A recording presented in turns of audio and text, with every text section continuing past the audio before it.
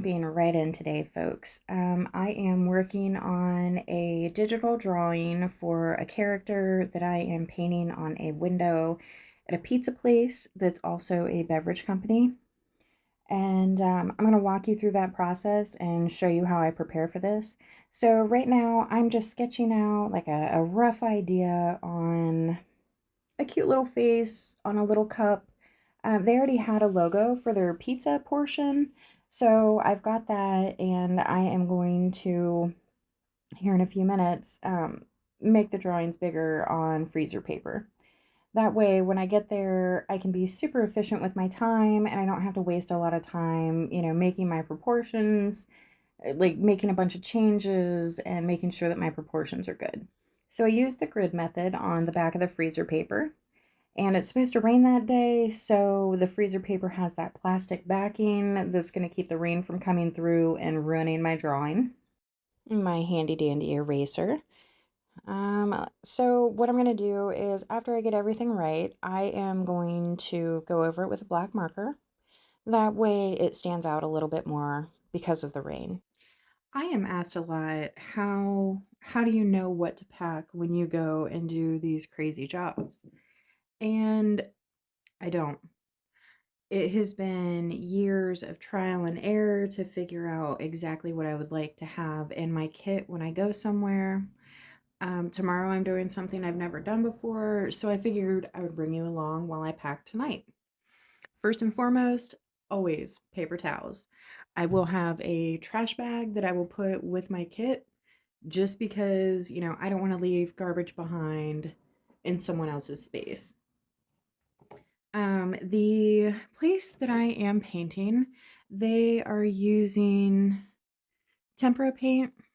I tried this out and I was really disappointed in the Arteza brand, and found that this was the actual brand of paint being used by the place, like they're providing the paint. But I went ahead and I picked up a few little testers because I like to be prepared. I want to know how the paint performs. Is it going to take a lot of coats? Am I going to have to, smooth it out a lot? But this has actually been pretty good. And I bought a couple of these kits. I think a 6-pack was $7.99 at Hobby Lobby. I also found that the foam brushes work the best for the tempera paints, and I have been using well, I didn't use that one, but you can see I used this one, and this kind of, rolled over it blends and smooths out the texture on it.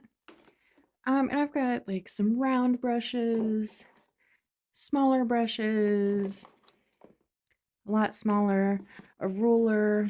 I always save sour cream lids or whatever, pretzel lids. I always save these. I always ask my family to save them, so I have these as palettes. That way I can mix paint on the go. And then somewhere in here in a baggie is a razor blade that I can use to clear off, anything that doesn't need to be there. I also have a handful of Q-tips down in there, but I will be taking a whole box of them. Taking a ruler just in case I need a straight edge. And then I also have the great big pieces of paper that have the characters drawn out on them. That way when I get there, I just slap these up and I can trace from the inside characters that I drew, with my own hands. And then that's it.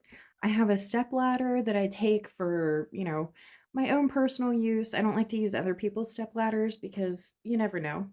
Someone's super beefy step ladder may be beefy to them, but not to me. And then I also take a table.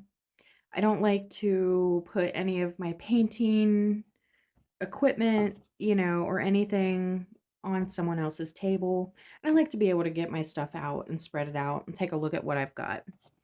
So that's what I have in my kit. So we made it to the car. I got everything packed. I added just a few things that I needed, last minute stuff. I will include a little list right here. Um, Getting ready to go. It's just a few minutes down the road, so we are going to get out of here, and it's raining today. Rain. One of the top questions that I'm always asked is, how much money are you making off of this? Well, today I'm not making anything. I am donating my time every year. The town of Bellville has a call for artists who volunteer to come in and paint the entire main street, all the way down all of their windows.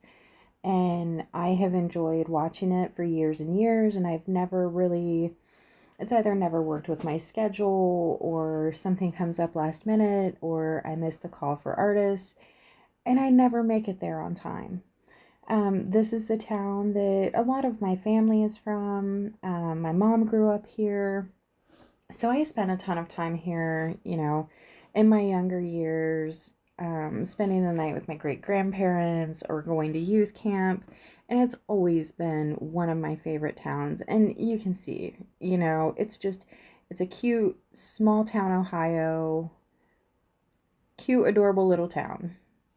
I mean, how many times can you say cute? But really, it doesn't get any more small town than this. So this is Brumby's Pizza and Beverage Company, and it is absolutely amazing inside. The architecture of these old buildings just fascinates me.